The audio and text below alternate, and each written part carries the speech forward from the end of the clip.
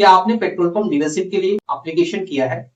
तो जरा सावधान हो जाइए, क्योंकि बहुत से एप्लीकेंट ने एप्लीकेशन किया, एक छोटी सी गलती की वजह से उनका एप्लीकेशन रिजेक्ट हो। और सबसे बड़ी बात, कई एप्लीकेंट्स को जब तक ये रीजन पता चलता है तब तक बहुत देर हो चुकी हो। आज इस वीडियो में मैं आपको बताऊंगा पेट्रोल पंप डीलरशिप का एप्लीकेशन रिजेक्ट होने के 7 रीजन क्या है। अगर आपने पेट्रोल पंप डीलरशिप के लिए आवेदन किया है, एप्लीकेशन किया है, या फिर आप फ्यूचर में करना चाहते हैं, तो इस वीडियो को लास्ट तक जरूर देखिए, क्योंकि इसको देखने के बाद आपको सही और गलत का फैसला करने में आप सक्षम हो जाएंगे। तो इस वीडियो को लास्ट तक जरूर देखिए, क्योंकि लास्ट तक कुछ ऐसे पॉइंट्स हैं जो आपके लिए बहुत ही महत्वपूर्ण इंपॉर्टेंट हो सकते हैं, क्योंकि हो सकता है कि इनमें से कोई एक गलती आपके एप्लीकेशन में भी हो। नमस्कार, मैं विकास कुमार स्वागत करता हूं फ्री व्यापार स्कूल चैनल में।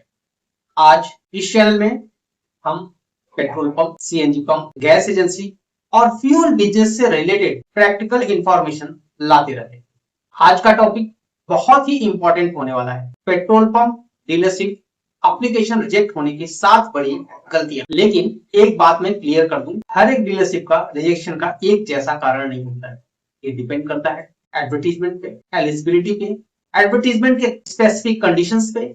जो भी एप्लीकेबल ऑयल मार्केटिंग कंपनी होती है उसके गाइडलाइन के अलग अलग कंडीशंस हो सकते हैं। इसलिए आज हम कॉमन प्रॉब्लम्स को समझेंगे। एप्लीकेशन करने से पहले इन सभी चीजों को वैलिडेशन करना ये आपकी जिम्मेदारी है। जो पहली गलती होती है वो होता है जमीन से रिलेटेड। सबसे बड़ी समस्या, सबसे बड़ा गलती आपके जमीन के एलिजिबिलिटी में होता है। गलती नंबर 1, लैंड से, जमीन से जुड़ी गलती। सबसे पहली और सबसे बड़ी गलती, लैंड को प्रॉपरली वेरीफाई किए बिना एप्लीकेशन कर देना। बहुत लोग सोचते हैं मेरे पास जमीन है, मैं एप्लीकेशन कर देता हूं, मैं पेट्रोल पंप के लिए एलिजिबल हूं। लेकिन ऐसा नहीं होता है। सिर्फ जमीन होना ही जरूरी नहीं है। जमीन एडवर्टाइज लोकेशन में है कि नहीं है, ये सबसे बड़ी प्रॉब्लम्स आती है। इसके बाद जो जमीन की डायमेंशन है वो फुलफिल कर रही है कि नहीं कर रही है। जमीन का जो फ्रंटेज है वो सही है कि नहीं, जमीन के एक्सेलरेशन डिसेलरेशन प्रॉपर है कि नहीं है, ये जरूरी है। जमीन के साथ कोई इंटरसेक्शन तो नहीं आ रहा है, ये जरूरी है। जमीन किसी फ्लाईओवर, ओवरब्रिज या फिर रेलवे क्रॉसिंग के पास तो नहीं है, जमीन किसी टोल प्लाजा के पास तो नहीं है। इन सभी क्राइटेरिया को देखने के बाद ही एप्लीकेशन करना चाहिए। जो भी गवर्नमेंट कंपनी का या फिर जो भी एडवर्टीजमेंट आई हुई है, उस एडवर्टीजमेंट के अकॉर्डिंग आपकी जमीन उन सभी स्पेसिफिक कंडीशंस को फुलफिल कर रही है कि नहीं कर रही है। अगर कर रही है तो आप एलिजिबल हैं, नहीं कर रही है तो आप एलिजिबल नहीं है।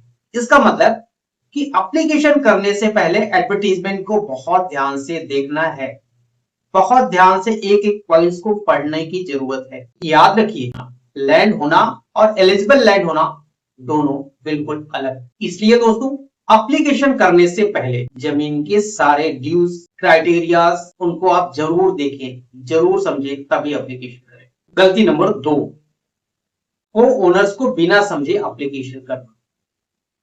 कोई जमीन है जिसमें कई सारे शेयर होल्डर्स हैं, दैट इज आपका भी नाम है, आपके फैमिली मेंबर्स का भी नाम है, आपके कुछ जो फैमिली यूनिट्स हैं उनका भी नाम है। तो इसका मतलब ये नहीं है कि आप उस जमीन पे पेट्रोल पंप लगाने के लिए एलिजिबल हैं। हर किसी से कंसेंट लेना जरूरी है, क्योंकि जब तक आप कंसेंट नहीं लेंगे तब तक आप पेट्रोल पंप का सेटअप नहीं कर सकते। मान लीजिए एक जमीन है जिसमें आपका नाम है और आपके साथ साथ और कई लोगों का नाम है, जैसे आपके भाई का, आपकी बहन का, आपके पेरेंट्स का, और भी उसमें को-ओनर्स हैं जो जमीन में अपना शेयर रखते हैं। अब सवाल आता है कि क्या आप उस पर्टिकुलर जमीन पे पेट्रोल पंप डीलरशिप लेने के लिए एलिजिबल हैं? इसका जवाब हर केस में ऑटोमेटिकली हाँ नहीं होता है। यहाँ पे आपको सभी लोगों से कंसेंट लेना जरूरी है। इसमें अलग अलग ऑयल मार्केटिंग कंपनीज अपने अलग अलग कंडीशंस रखती हैं। जितने भी को ओनर्स हैं सभी लोगों से कंसेंट लिए बिना आप एप्लीकेशन करेंगे तो यहाँ पे रिजेक्शन के चांसेस बनेंगे। तो जब भी एप्लीकेशन करें तो जमीन के स्ट्रक्चर को आप जरूर देखें, जमीन में कितने शेयर होल्डर्स हैं, उन सभी की कंसेंट लिए बिना आप एप्लीकेशन ना करें। तीसरी गलती आती है डॉक्यूमेंट्स में मिसमैच। तीसरी गलती भी बहुत ही मायने रखती है आपको एप्लीकेशन करने से पहले इन चीजों को वेरीफाई करने के लिए। सपोज दैट आपने एप्लीकेशन किया, आपके आधार कार्ड पे नेम डिफरेंट है, आपके सर्टिफिकेट पे नेम डिफरेंट है, आपके जमीन के पेपर में नेम डिफरेंट है, डेट ऑफ बर्थ में कुछ इश्यूज हैं, पैन कार्ड में कुछ इश्यूज हैं। तो इन सभी को एप्लीकेशन करने से पहले आपको सारे डॉक्यूमेंट्स की वेरिफिकेशन करना जरूरी है। दैट इज उस एप्लीकेशन में लगने वाले जो भी डॉक्यूमेंट्स हैं लाइक पैन कार्ड, आधार कार्ड, प्रॉपर्टी के पेपर, एजुकेशनल क्वालिफिकेशन के सर्टिफिकेट्स और आपके पेरेंट्स के सर्टिफिकेट या उनके नेम, उन सब में उनके date of birth, name, address, इन सब चीजों का वेरिफिकेशन किए बिना आप एप्लीकेशन ना करें। अदरवाइज ये छोटी सी मिस्टेक बाद में जाके बहुत बड़ी मिस्टेक बन जाती है और आपके रिजेक्शंस के रीजन बन जाते हैं। कभी कभी क्या होता है कि आपके जो जमीन है उसका आपने एक नंबर दे दिया और जो आपने नंबर दिया वो नंबर कहीं फ्रंट पे ना होके बैक साइड में होता है। आपको लग रहा है कि ये मेरे फ्रंट पे है, लेकिन आपने जो नंबर दिया वो बैक साइड का नंबर था, या जो खसरा नंबर या खतौनी नंबर आपने मेंशन किया वो बैक साइड का था। तो ये सारे डॉक्यूमेंट्स जो है इनको एप्लीकेशन करने से पहले वेरीफाई करना जरूरी है। इसीलिए हम कहते हैं कि अगर आपको कोई एप्लीकेशन करना है तो किसी एक्सपर्ट के सलाह से आपको एप्लीकेशन करना चाहिए। गलती नंबर 4, जो भी आप एप्लीकेशन में डिक्लेरेशन देते हैं वो सही होना चाहिए। बहुत लोग सोचते हैं कि पहले लाइए एप्लीकेशन कर देते हैं, फिर उसके बाद देखा जाएगा, डॉक्यूमेंट्स बना लिया जाएगा। ऐसे सिचुएशंस बहुत लोगों के साथ हो रहे हैं और आने वाले टाइम पे भी हो सकते हैं। तो जिनके साथ हो चुका है वो इस चीज को समझ रहे हैं कि उन्होंने एप्लीकेशन तो कर दिया बट उससे रिलेटेड जो डॉक्यूमेंट्स पहले प्रिपेयर करने थे वो उन्होंने प्रिपेयर नहीं किए, जिसके कारण अब वो डॉक्यूमेंट्स डिमांड की जा रही है ऑयल मार्केटिंग कंपनी के द्वारा, लेकिन यहाँ पे applicant before date of application और the on date of application document submit नहीं कर पा रहे हैं, इस वजह से रिजेक्शंस हो रहे हैं। गलती नंबर 5, एडवर्टीजमेंट में दिए गए टर्म एंड कंडीशंस को सही से नहीं पढ़ना। यह शायद सबसे अंडररेटेड मिस्टेक है। लोग सोचते हैं कि किसी ने एप्लीकेशन किया है, उन्होंने जो डॉक्यूमेंट्स लगाया है वही डॉक्यूमेंट्स हम भी लगा के एप्लीकेशन कर। बहुत से लोग यूट्यूब पे जाते हैं, पुराने वीडियोस को देखते हैं, उनके टर्म एंड कंडीशंस को समझते हैं, लेकिन जो नया एडवर्टीजमेंट आया हुआ है उसके टर्म एंड कंडीशंस अलग हैं। इस केस में लोग एप्लीकेशन कर देते हैं, बाद में जाके वो टर्म एंड कंडीशंस उनके एप्लीकेशंस के रिजेक्शन के रीजन। एडवर्टीजमेंट को ध्यान से पढ़िए।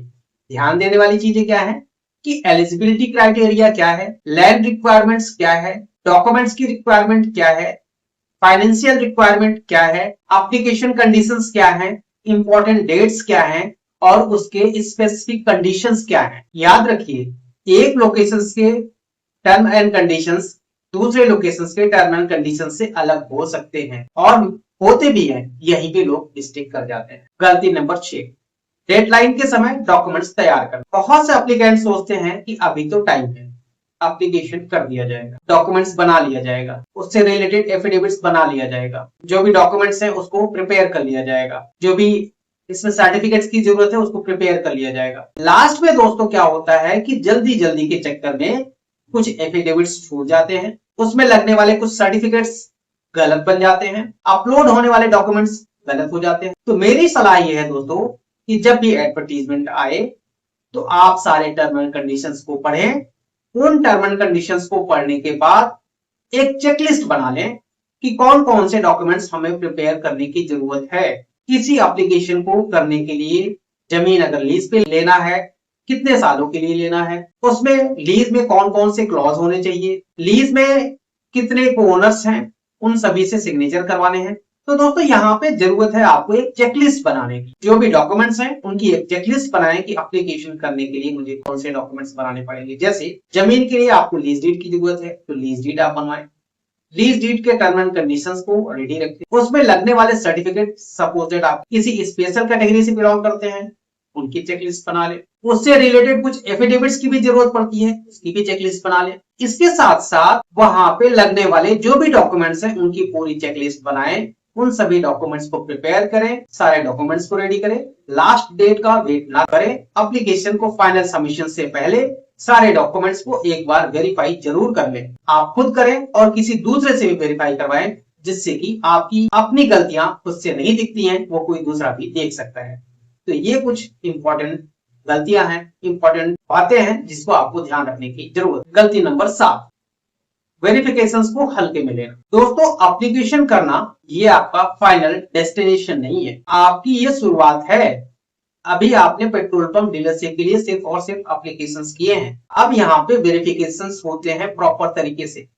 जैसे कि सबसे पहले तो वेरिफिकेशन होगा आपकी जमीन का। जमीन की वेरिफिकेशंस के लिए जैसा आपका सेल्स ऑफिसर आपको गाइड करे कि उस वेरिफिकेशंस में किस किस को इन्वॉल्व करना है, दैट इज आपको खुद प्रेजेंट रहना है। इसके साथ साथ आपके लेखपाल और पटवारी को भी वहां पे प्रेजेंट रहना है। आपको अपने सारे डॉक्यूमेंट्स लेके आने हैं, जिससे कि ऑन द साइट आपका डॉक्यूमेंट्स की भी वेरिफिकेशंस हो जाए और जमीन की भी वेरिफिकेशंस हो जाए। लोग वेरिफिकेशंस को बहुत हल्के में लेते हैं और बाद में यही वेरिफिकेशंस आपके रिजेक्शंस के कारण बन जाते हैं।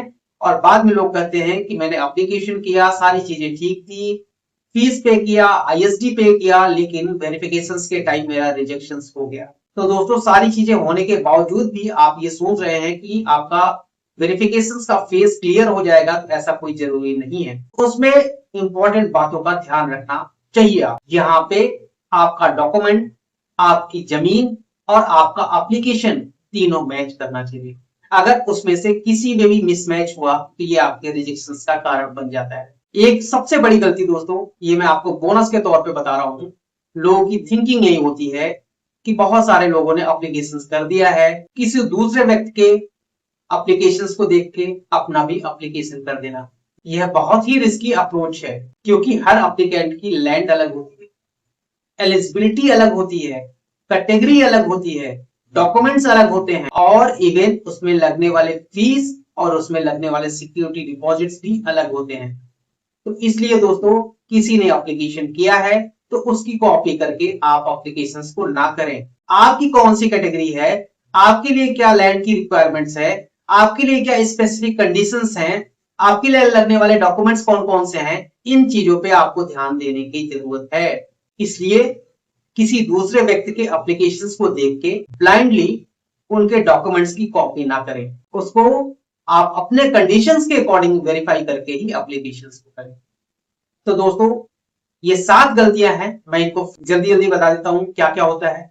पहली गलती, लैंड की प्रॉपरली वेरिफिकेशंस नहीं करना। दूसरा जो है, को ओनर्स का ध्यान नहीं देना। तीसरा क्या है, डॉक्यूमेंट्स में मिसमैच आना। चौथी गलती है, गलत इंफॉर्मेशन देना।